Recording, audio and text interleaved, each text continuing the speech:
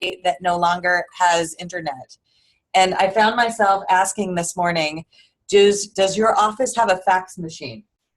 Non-ironically asking the question if the office has a fax machine. And so just all of us, I think we need to be thinking in terms of faxing and phone calls when we're dealing with Ethiopia right now, just for the moment. Okay, so are we ready to get started? Are we still, I think we still have 3 minutes before people arrive. And then is it already recording? I believe it is, yes. Okay. So let me Yes, I see. This is Taylor. I see Mary on your, next to your name, a little flashing recording button. Excellent. Oh. Okay, so this is what you look on your screen. Recording. And we're seeing this. And it looks like it's me and Katie and Courtney and, Jessa. Is Jessa's last name Blades? Is that Jay Blades? It is indeed. Oh, okay. Very cool. That's an awesome last name. And Nicole. Oh, and Dan Launer just joined. Hi, Dan Launer. Hi, Dan. Welcome. Hi.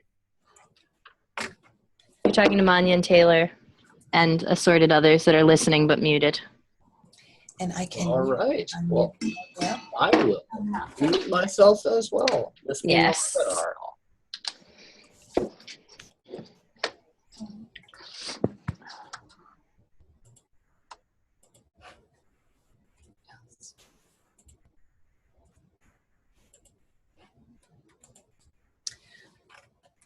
I tell you, Adolescence 360 has already pushed me into many new technological platforms. Even as we go back to faxing to Ethiopia, it has, okay, there we go, great. John, we have John 1, Nicole, Taylor. All right, I think I want to go ahead and get started. Let's get started right on time. Thank you so much for joining us today to think about and talk about what is Adolescence 360. I know that there's a great deal of enthusiasm and excitement among everyone within and outside of the project and many people are feeling enthusiastic and excited because they think, wow, this might be something new. We also know that that in spite of millions and millions of dollars being poured into adolescent programming over the last 30, 50 years, we tend to keep going back to the same types of interventions, the same types of initiatives, and with very limited success or with spotty success. And I don't think it's a stretch to say, when we start thinking adolescence, a picture of an adolescent comes to our mind. Very often that picture is a stereotype of an adolescent, maybe driving fast and, unmarried, an urban teen. And, our initial thoughts around what to do for that person revolve around road shows, radio shows, rock stars, writing songs, youth, training service providers to be nicer to young people, community centers for young people, and peer education. And Adolescent 360 is fundamentally about looking beyond those very typical, and I'll say almost stereotypical interventions and thinking in new ways and reimagining health services in new ways for young people. Okay, wait. Here we go. So, in our proposal, we've promised to do, we have a beautiful narrative that sets out a very compelling vision of what we're going to do, how we're going to transform adolescent health. And, when you look at these two phrases here, that A360 will meet the sexual and reproductive health needs of adolescent girls 15 to 19 through increasing access to voluntary contraceptive products and services. And this will be accomplished through a youth-centered and developmentally informed approach that co-created with adolescents grows the evidence base for developing high-impact solutions that are affordable and scalable.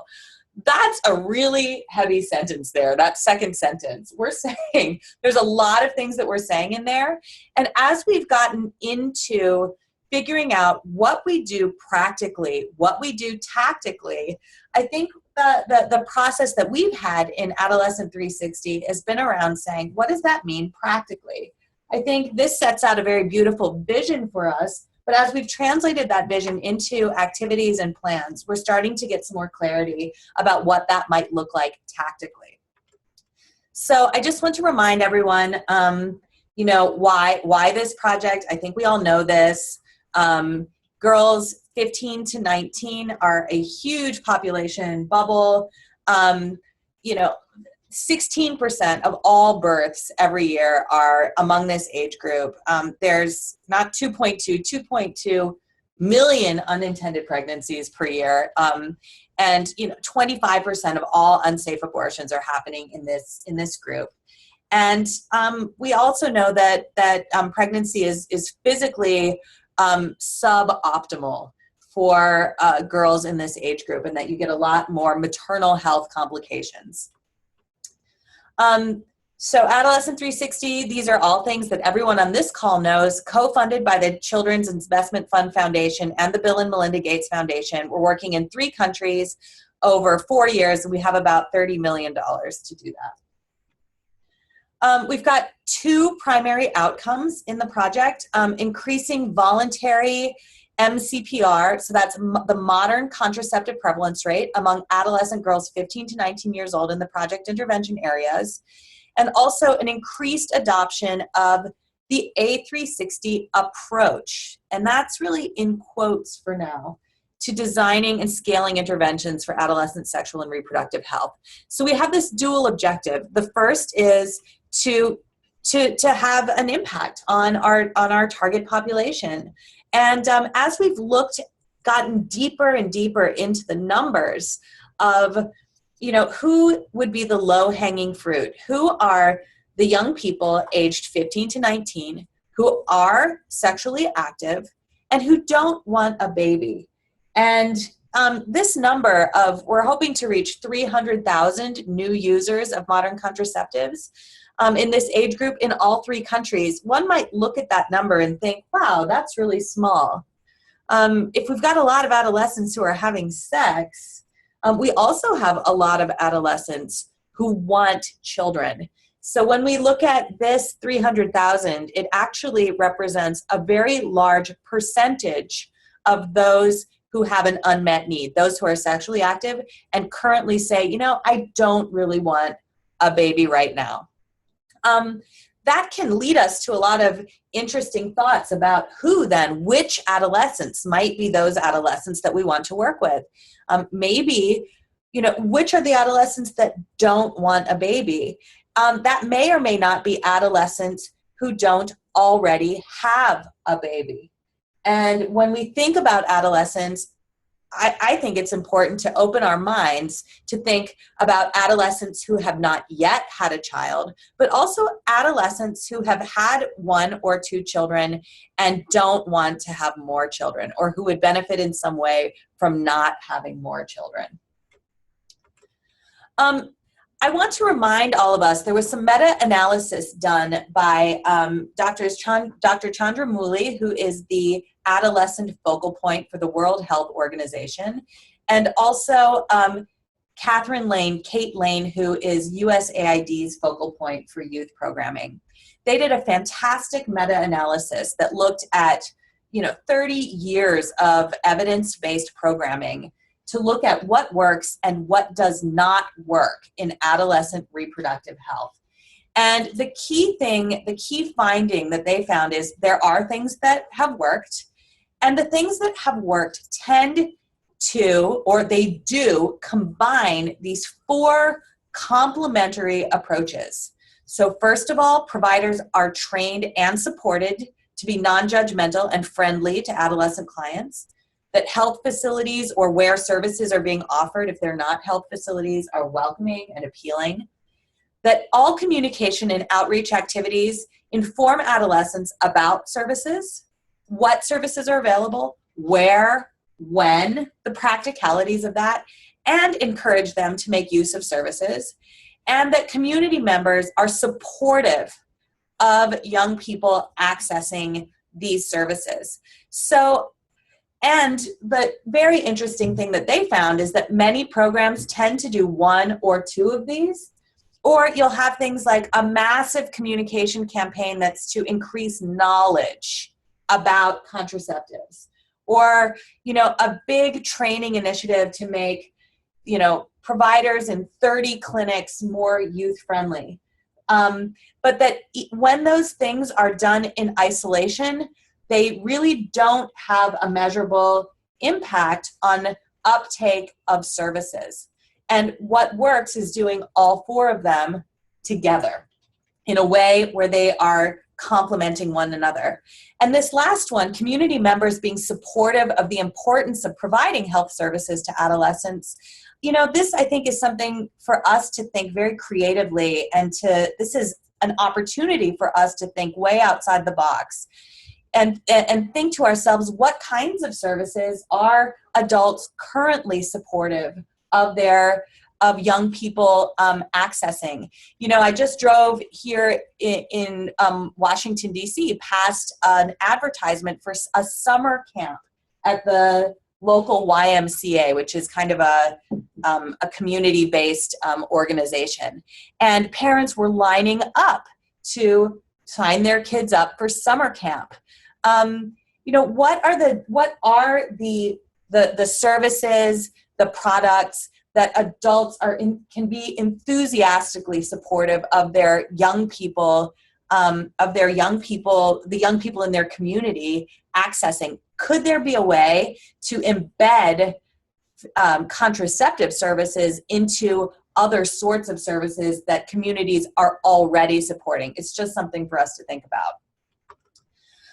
So part of what's very compelling about the Adolescent 360 project is that as the Gates Foundation and CEF looked at this, 40, 50 years of spotty programming, they said, what are some of the problems that we've seen in the design of these programs? And we've seen lots of problems in the design of these programs. Most programs have been developed really solidly within the discipline of public health.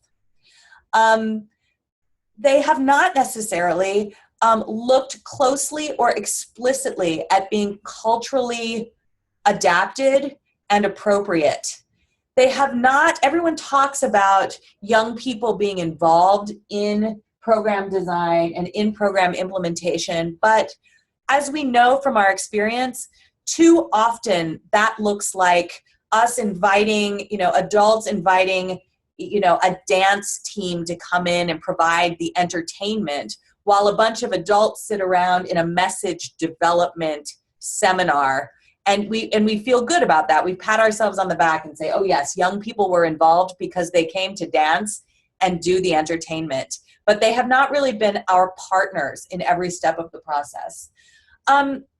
There's a lot of really interesting research that's come out in the last 5 to 10 years about adolescent neurological development. What's happening biologically and neurologically that is influencing the ways that adolescents are interacting with adults, with one another, and with the world.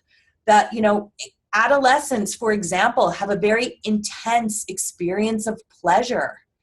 And at the same time, they're really learning how to self-regulate. So sweet things are sweeter in adolescence than they will ever be again. And it's also legitimately and neurologically difficult for young people to say stop. To say stop when something is feeling good or something is really exciting. Any of you who have adolescents in your life will recognize a phenomenon of hot emotions, hot cognition, where things are experienced and emotions are experienced with particular intensity. That they're not faking it, they're not pretending. This is part of the adolescent experience. It's a neurological, developmental, and biological part of the adolescent experience. So Adolescent 360 is trying to bring that fit in as well. I'll talk more about user-centered design and social marketing in a couple of slides moving forward.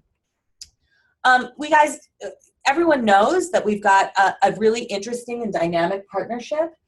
This partnership has been designed to bring together these different areas of expertise, deep expertise in these areas of program design, activity design, marketing, developmental neuroscience, sociocultural anthropology, youth adult partnership. These partners have that expertise. And so, let's get into this a little bit more deeply. We talk about Adolescent 360 being an interdisciplinary or multidisciplinary approach. And, what is a discipline? A discipline is a field. It's an area of expertise where there's research and there's deep experience and there's a way of doing things and there's methodology and there's documentation and there's a real richness in that field. So we are bringing these different disciplines together. Social marketing, public health, human-centered design, youth engagement, developmental neuroscience, and sociocultural anthropology. We're also thinking about technology and how it relates, but we are not looking at technology as a discipline in and of itself. We're looking at technology as a potential platform for solutions. So these different perspectives bring strengths to the whole problem of adolescent health and the problem of us working very hard and not having a great deal of success in our adolescent health programs. Social marketing brings in the concepts of scale, the discipline of segmentation, trying to find groups of people that are alike enough that we can harmonize messaging and solutions for those groups, but groups that are also big enough that it is cost effective to do that.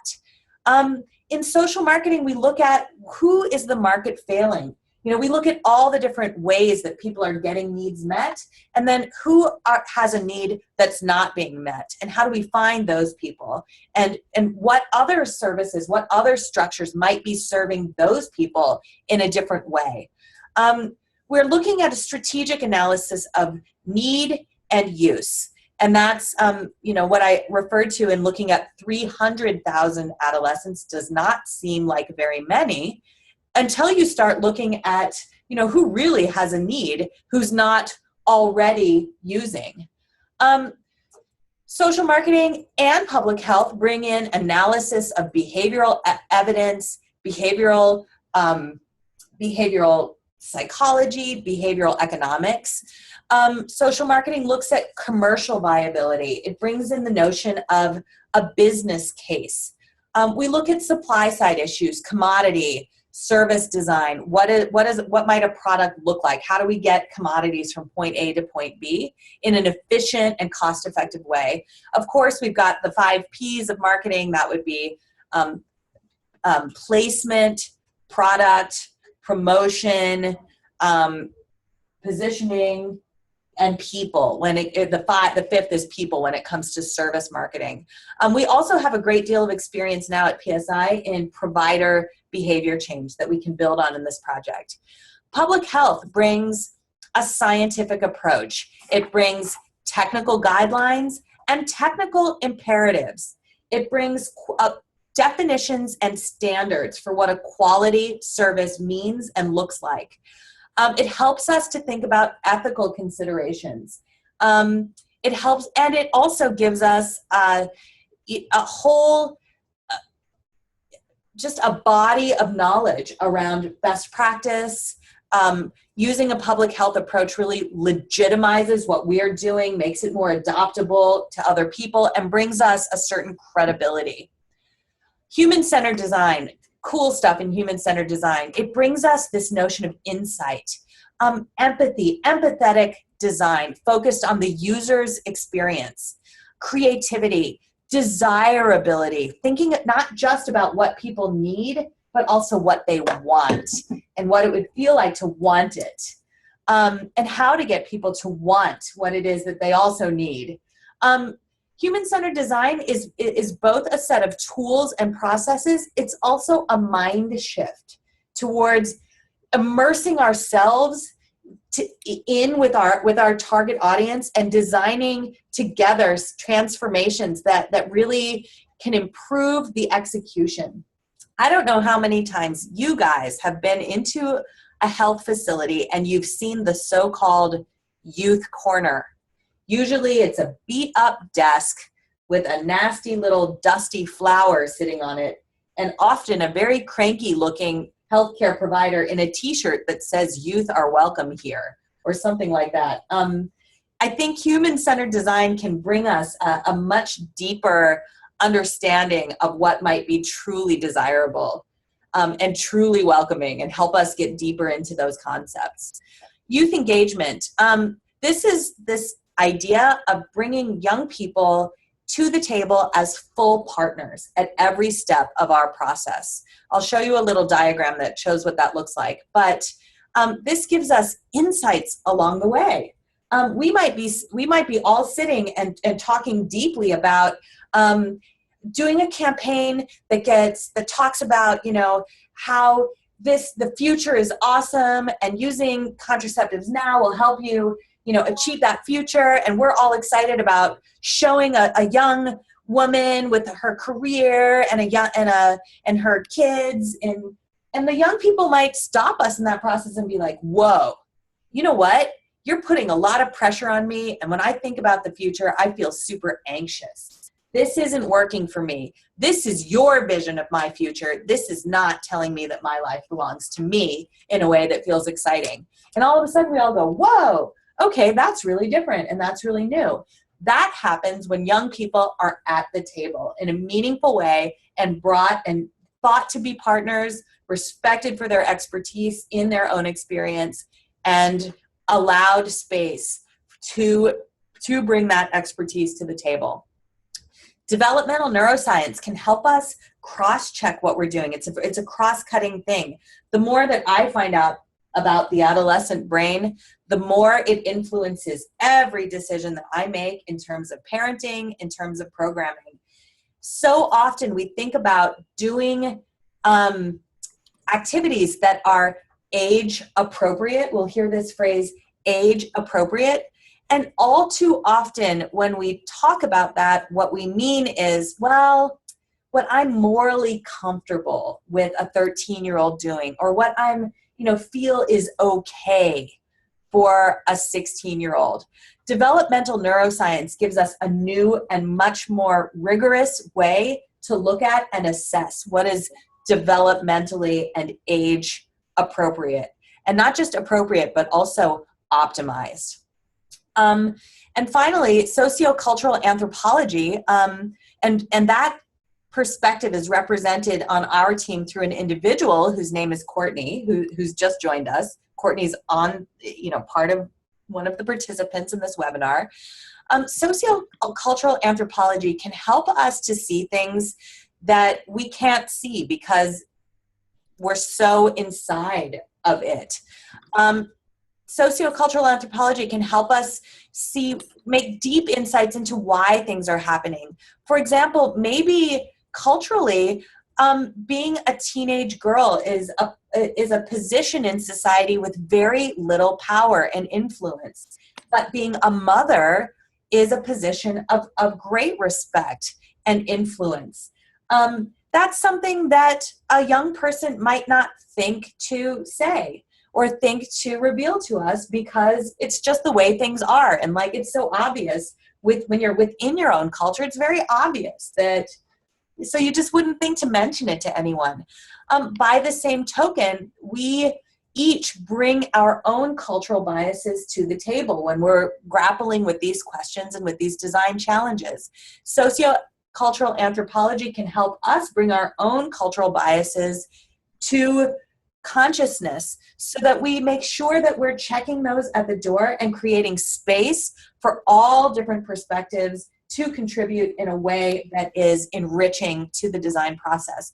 And an example of this is, it is very Western and European to be very individualistic and to believe that young people belong to themselves, really from the time they're small babies. You know, as soon as a 2-year-old says no, parents in the West get kind of excited. They're like, ooh, who are you? You're interesting, and you belong to you.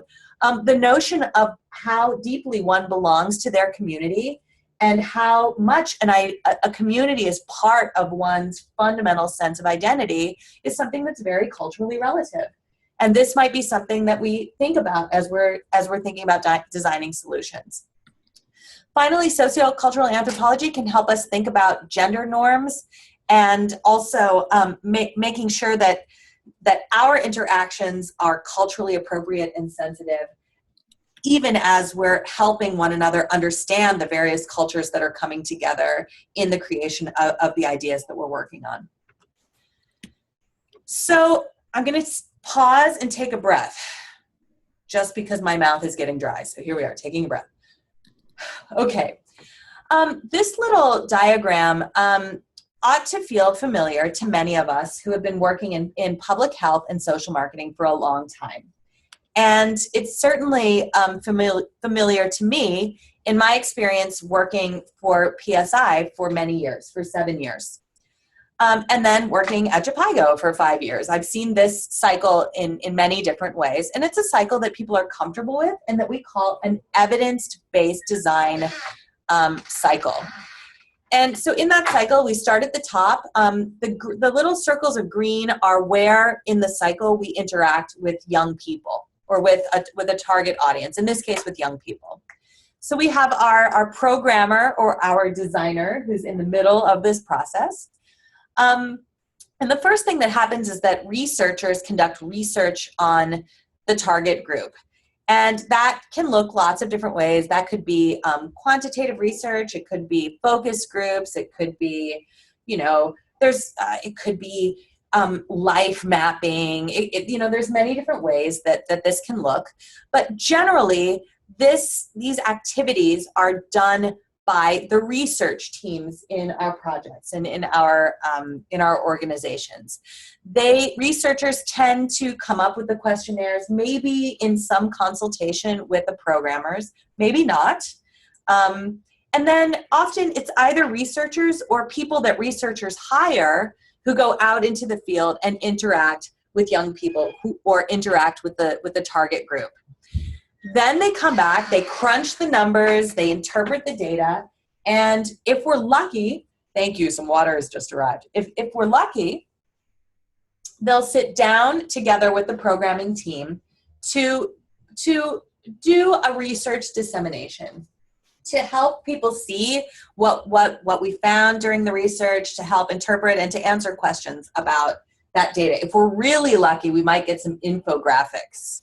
And if we're really, really lucky, maybe we sat in on one or two of those focus groups, or maybe they'll have a video or something that brings the field into the conference room. More often than not, it's a very dry PowerPoint presentation with a lot of charts, and everyone's falling asleep, and we can't wait until it's snack time, and it's hard to understand. We might understand intellectually what it means, but it's very hard to connect emotionally or intuitively to what it means. Then we go off and we start, based on that data, we start designing activities. Now in social marketing, often that includes writing a creative brief, where now we take so research consultants have talked with young people, researchers have crunched the data, researchers have talked with the adults now are talking to each other, the adults are writing a creative brief, and now maybe adults will go and talk with a creative agency and interpret that data again. And now we've got a big game of telephone where there's many, many adults in between the young people who are the target of this thing and the people coming up with the activities and deciding what to do. Often at this time, you'll see something like a big conference where a bunch of adults will decide on the messages, a key messages workshop, where adults will come together and decide on the key messages. Hopefully it's based on data. Sometimes it's not even based on data. And maybe young people are there to do some entertainment. Now, we do some pre-testing. We take those things that we've come up with and we take them into the field, and generally that looks like maybe we say, hey, we've come up with this thing. Do you like it? And at that point, we've spent quite a lot of money on these workshops. We've spent quite a lot of time and effort. And we're not really ready to say, oh, you don't like it at all? Okay, let's throw it out and go back to the drawing board. We're like, well, if it were yellow, would you like it? If that guy was taller and more handsome, would you like it? And pre-testing, in my experience, often looks like that. Alternatively, maybe we go with 3 or 4 ideas and say, we've got 5 ideas or 4 ideas. Which one do you like the best? But at this point, when we're looking at pre-testing, we're really looking to confirm and affirm that what we've done will work. Sometimes it's us directly who are going into the field to interact with young people to do that. More often, once again, we've got researchers or research consultants who are running the pre-tests. And then finally, when we feel good about it, we're like, yeah, they liked number 2. If it were yellow, we changed it to yellow. We spend $3 million doing a lot of production, radio spots, trainings, we roll it out. And then 18 months later, 2 years, 3 years later, we do an end-line survey and we find out whether or not it worked. So I don't know if this is familiar to anyone. I hope that people are sitting and smiling and saying, oh yeah, I recognize this. So Adolescence 360 is quite different from this. And first of all, I want you to notice that this picture is drawn from Tanzania, where we have one of our program team who's in the field talking with a young woman. And I love it because it's showing these 2 people together. We're seeing the programmer not at the center of a process where things are happening out there in a very far away from where decisions about activities are being made, but activities are being made together with young people in the field. And I think that's a great image to help understand how the A360 approach is different from what we've done before. In this model, in the A360 model, we've got researchers, programmers and designers, and young people collecting data. And not just collecting data, but as they're collecting data, also looking for insights about what that data means. They're looking to get answers to the questions, but they're also looking to go very deep into those questions and beyond those questions to 5 or 6 layers of why. Okay, you say that you would feel ashamed to go to that clinic and have somebody in the community see you. Tell me more about that. Tell me more about that. Tell me more about that. Oh my gosh. The real fear here is your mom finding out. Like, so really, if you're worried about your pastor finding out, it's really that you're really, really worried about it getting back to your mom. Well, that might be something new. That might be a nuanced understanding of something that we know. So we're looking for something that is for information and data that is both credible and representational, but also deep and new, and gives us some sort of new and fresh understanding of dynamics that maybe we know that those dynamics are there, but we're not quite sure what's inside of that. And that those deeper insights can lead us to do things in new ways that will be much more resonant. Next, we bring together designers, programmers, and young people to analyze that data and analyze those insights. Next, and that can be really cool because we have young people and designers talking with one another about, okay, well, what if we did this? What, do we understand that? And young people can stop us and say, you know what, you guys are misinterpreting that. Yes, that's the data, but that's not really what it means. What it really means is this. And then that takes us in new directions in deciding what our activities are. In this model, designers, programmers, and young people design together using human-centered design techniques and using that human-centered design mindset of being open to new possibilities, of looking for insight, of trying things out. Another big difference between our traditional program design and this is instead of putting together something and taking it for a pre-test, we throw together kind of more quick and dirty versions of what it is we're talking about, and we take them out into the field for test drives. We get people to use them. So instead of taking a poster into a clinic and asking health workers what it is that they understand from that in a structured interview, instead you take that poster and hang it in a facility and sit there and watch people interacting with it. And at the end of the day, you might say, hey, anyone see that poster? Tell me about that poster and what that meant to you, right? So it's a very different way of test driving, and test driving many times along the way, and then going back and changing it and fixing it. Not just making it yellow, but saying what's going to work, what works when we put it into the field, when we put it into practice, what's working. And getting increasing confidence and bringing an idea through many layers of prototypes until it's much more clear exactly what will work, and then taking it to scale. Ultimately, we look to take things to scale that performed very well in these test drives, and then and then the cycle continues. So this may be a diagram some of you are familiar with. You'll hear the people in the A360 project talk about the inspiration phase, the ideation phase, and the implementation phase. If we marry it up with this slide, the inspiration phase is really these first three boxes, starting at the top, moving clockwise, collecting insights, analyzing insights, and starting to build out some initial ideas of what could we do. That's our inspiration phase. And in Adolescent 360, we add literature review, looking at and the design research. And we've done, some really good level setting at the beginning around, well, what does the literature show? What do we know? Who does need this? Can we do some of that segmentation? What do we know about the behavioral evidence? And all of that is feeding in and focusing our design and insight gathering activities so that we make sure that we're focusing on things that are likely to reach a lot of people and that are likely to drive impact at scale.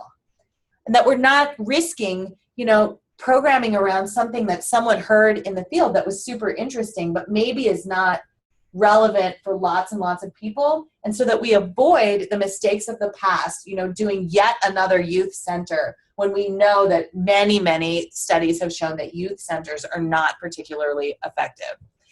This ideation phase is this cycle where you see the double arrows where we're going through and we're having ideas, we're building prototypes, we're test driving them, and then we're doing that over and over and over until we get to an idea that we really know is working in that context. And then we take those things to scale. We take those ideas that have worked really well in the test drives, we pilot them in a more concentrated way, in more facilities and more communities. And then when that's working and we say, oh yeah, that can be done at scale, it's low cost, it's feasible to do it. And by the way, we're getting really high conversion of like 20, 30% of young people who are interacting with this experience are taking up modern contraceptive users.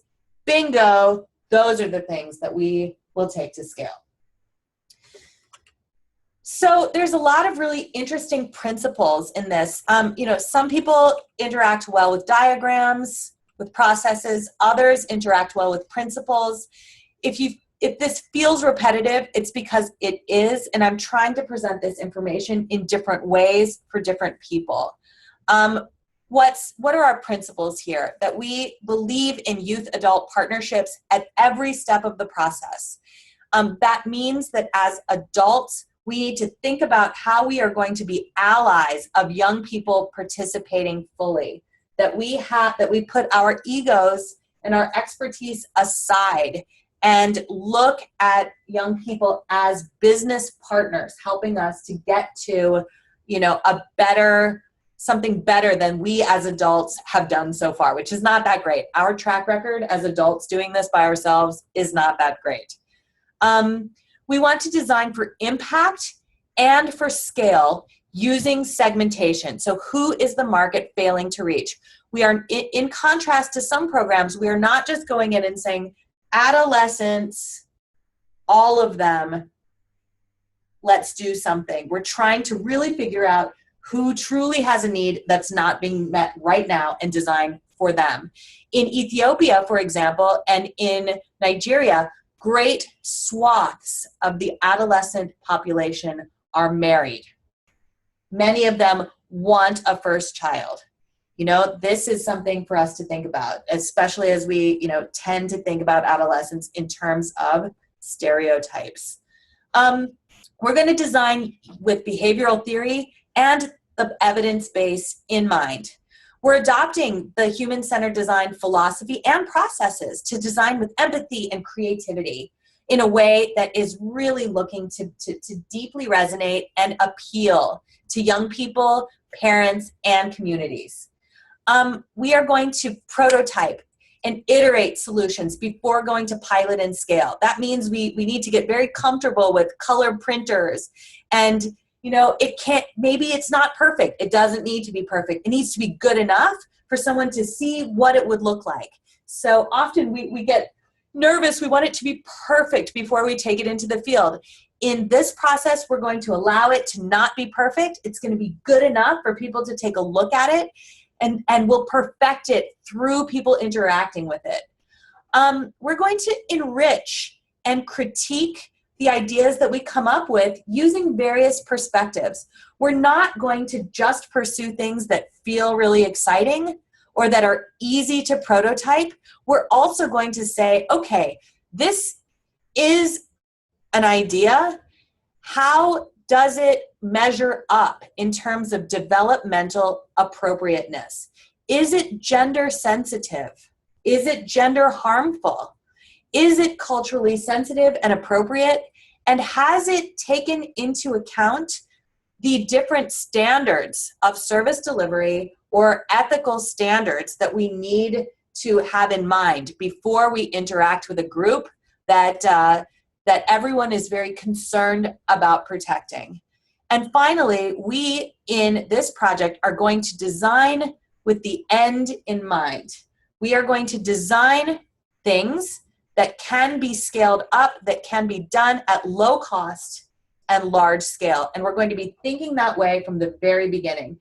That may include thinking about, is this commercially viable? Is there some way that somebody could make money doing this? Is there some way that young people could have a small business that involves doing this? Is there some way for this thing to go viral? So those are questions that we're going to be asking ourselves along the way. There are some constraints here too. This is a universe of possibilities, but it is not a universe where we suspend that which we already know and we suspend a commitment to standards that exist. Service delivery of contraceptives is sensitive, highly regulated, and it must follow national guidelines and international quality standards. And as questions come up about that, you know, we can deal with those things individually, but this is a principle. Secondly, we will respect laws around child protection. Third, we will build ethical considerations into our designs and interactions with young people. Something that we've seen already and that I think that will feel familiar to you is that many young women are survivors of some sort of gender-based violence or sexual violence or assault. And in our conversations with young people, in our interactions with young people, they may reveal that to us, especially if we become trusted mentors and trusted adults in their lives. In this project, we are thinking explicitly about what to do when that happens and how to do the right thing legally, the right thing ethically in those situations. And that has already happened in our experience with Adolescent 360. The young people have revealed, rape, etc. So that's something that we will systematically consider. We are, sometimes human-centered design processes are very free flow without pauses to critique. In our process, in Adolescent 360, we're building in those moments of critique.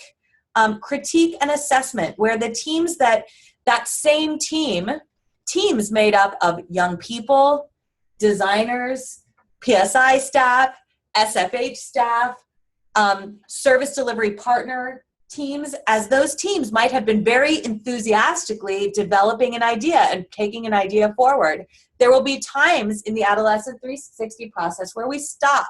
We use a set of standards that guide a critical conversation. And it's important that we set aside our enthusiasm in those times and approach those conversations with seriousness and rigor so that we know that the ideas that we're taking forward are aligned with the different standards and the different definition of quality that we want to bring to this process. The donors are actually asking us to document those pauses so that they can see into our process and feel reassured that the different perspectives are being taken into account, that we're thinking through the business case, that we're thinking through ethical issues, and that we're considering the evidence base of what's already known before we move ideas forward. And the teams in the field are going to have to stop the work at those times to fill in those, to respond to those standards, to have those conversations, and to submit documentation of that to our donors. We also want all of our interventions to be, at the very least, gender neutral, gender transformative where possible. So gender, we will be thinking about that. And we really must consider sustainability and long-term commercial viability. So you can think about those in terms of the principles that we're going to adhere to. You can think of them in terms of constraints. They are both. This slide is something that what we'll do is we'll send this PowerPoint. This PowerPoint is available on Slack. We'll send it out to the entire to everyone on Slack and on email, because we know that certain countries are struggling with Slack right now. If this lays out in a linear way some of what we're doing. So we first ask ourselves who has the greatest need. We do some segmentation. Why? What is already known? Where? This is looking at the different layers of influence around a young person. Then we design solutions. The dotted lines you see are points in that process where we'll pause and apply a set of standards, have that discussion, ultimately doing a business case before we take anything to scale in the countries. And then finally, what we're really excited about, the final and ultimate goal is not only to have an impact nationally in the countries where we're working, but also to create a process that other people can use in other organizations, in other countries, and if they use this process, that they'll have a greater confidence that what they come up with will indeed impact and change the world for young people and change service delivery for young people.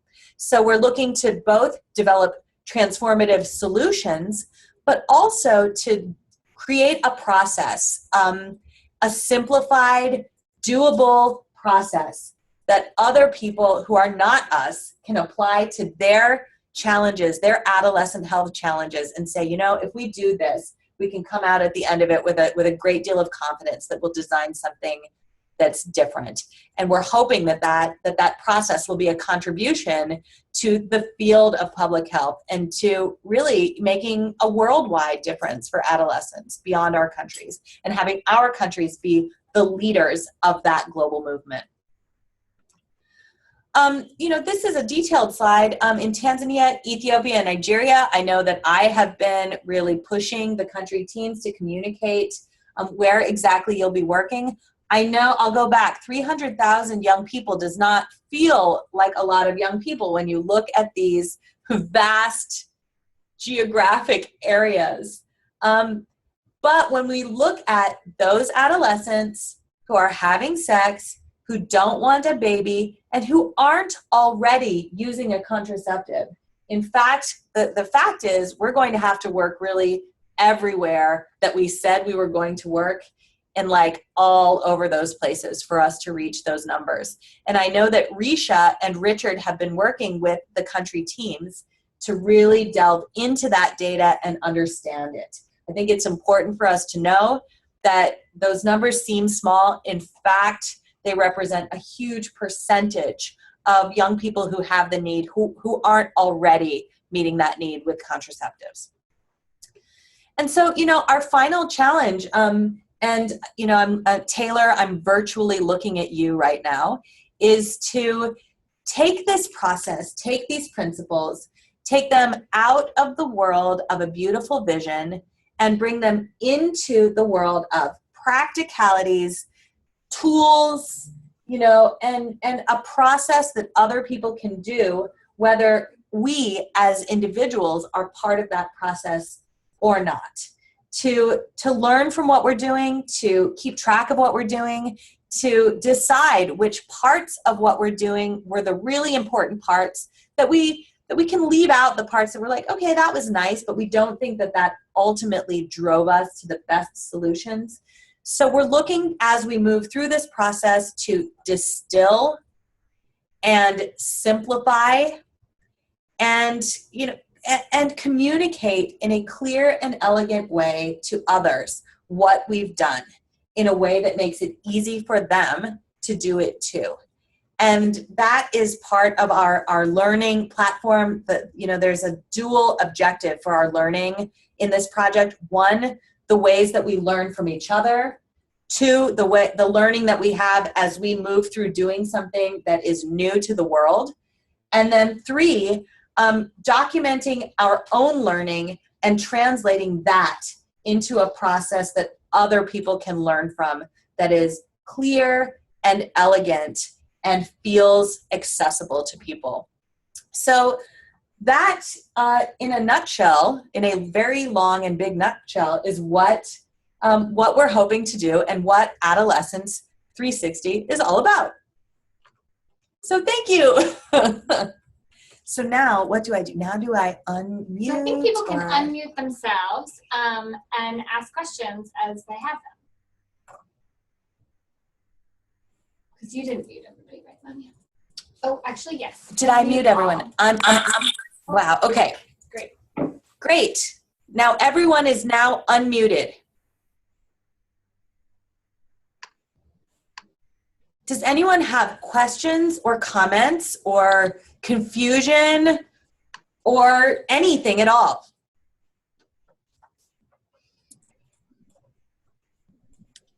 I thought the nutshell was just the right size. Well, That's all I got. thanks, Dan. Sure. This is Taylor. I think it would be excellent to share this presentation somehow with a wider audience at PSI.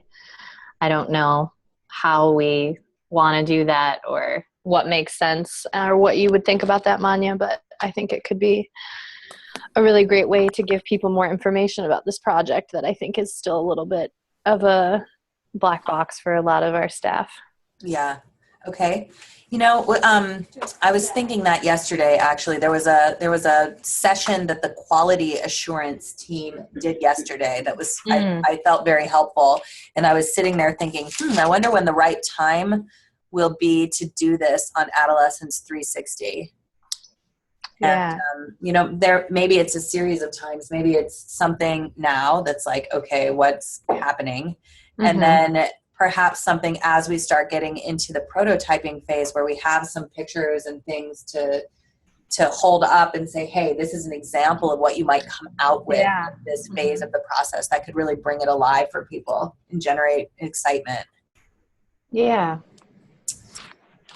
But it is interesting, interestingly, having Beth, some of our marketing team be involved in some of these discussions is already changing the way that we're thinking about future programs and how we might bring together some of this thinking in future programs that we do in a new ways, which is I found to be interesting.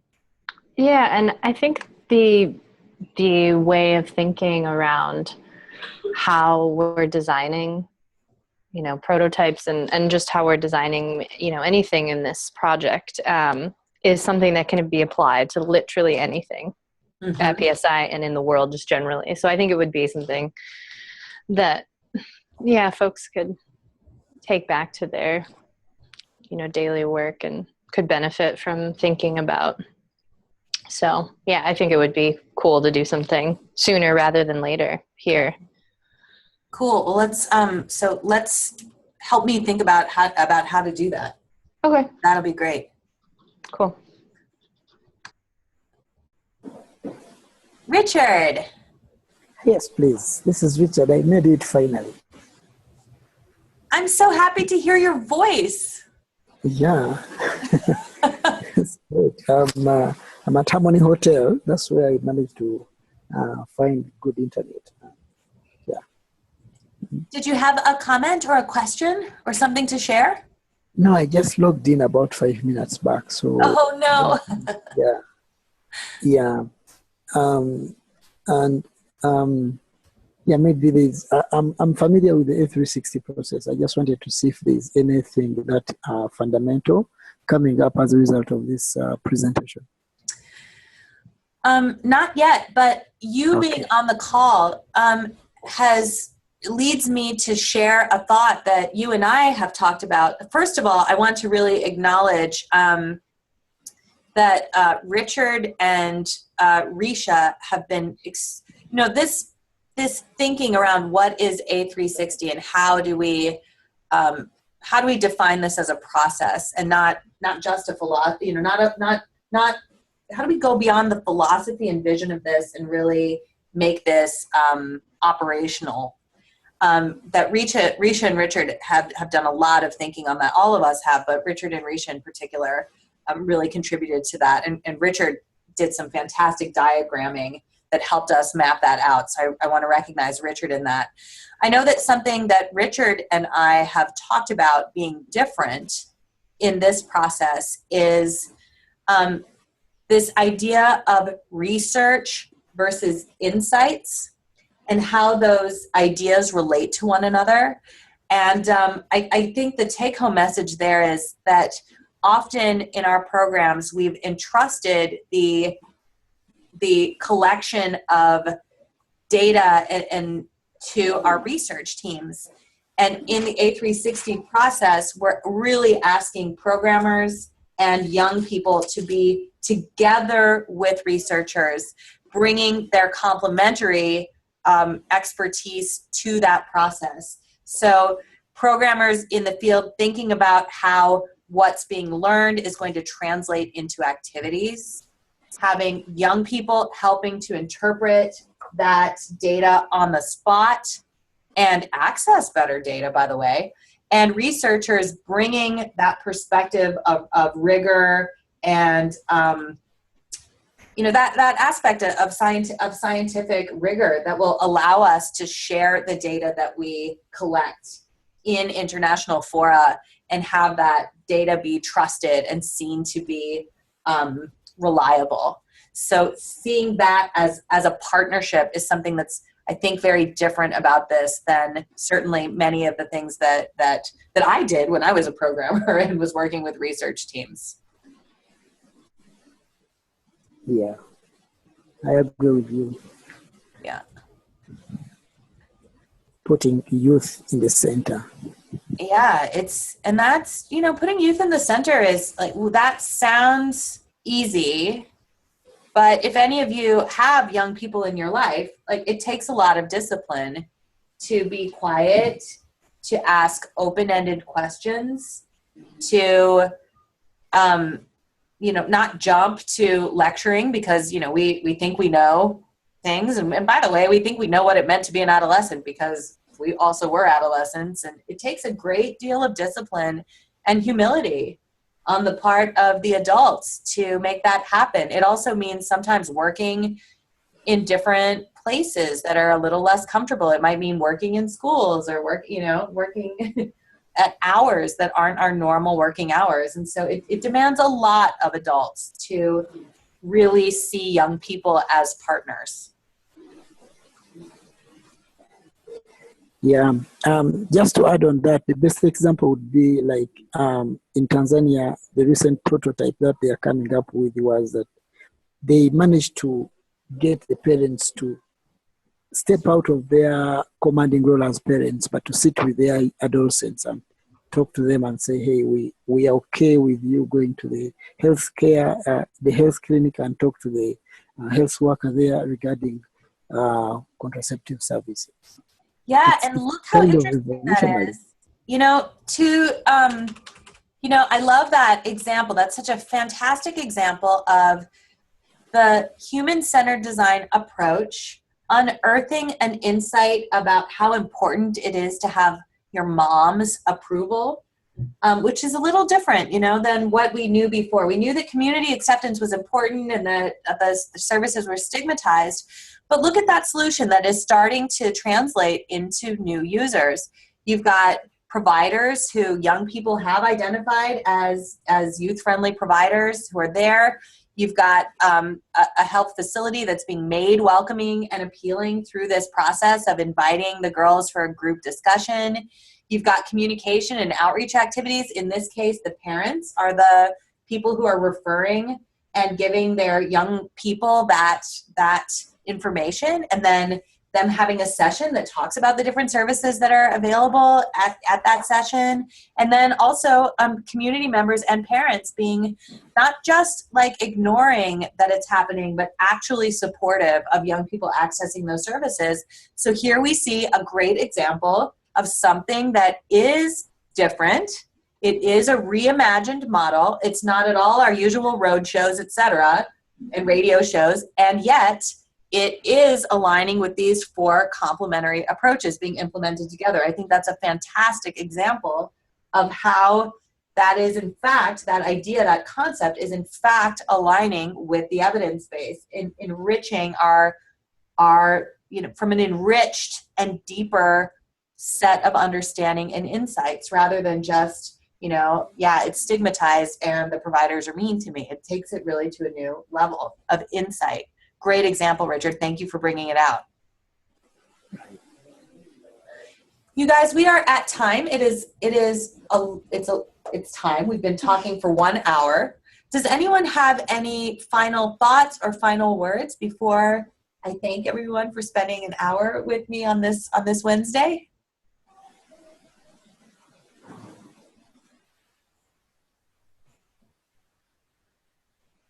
Okay, well, listen, everyone has my email. Everybody's on Slack. We're all talking with everyone is on some sort of communications platform. And if the best thing would be for me to give you a call on the phone to deepen this discussion, I'd be very happy to do that, or even send a fax of this presentation. We will be happy to fax it. Any communication channel that works, we're committed to making that happen. So that people can grapple with these ideas and get comfortable. In the meantime, thank you so much for spending an hour, for your curiosity and for your continued enthusiasm and support as we move forward in doing something that is both deeply embedded in the best work that any of us does in any of our disciplines, and taking that work and that enthusiasm and combining those things we know very well in new ways to do something really transformative. I'm so excited to continue working with you as we really drive towards this. So we have what we have, and we're in it together. And I'm really looking forward to continuing and deepening this discussion as we move forward. Thank you all so much. Thanks, Manya. Thank you, Manya. You're welcome. Thank you. Thanks so much. All right, bye, guys. Bye-bye. End video. Here you go. Pause. Stop share. Mm-hmm. And then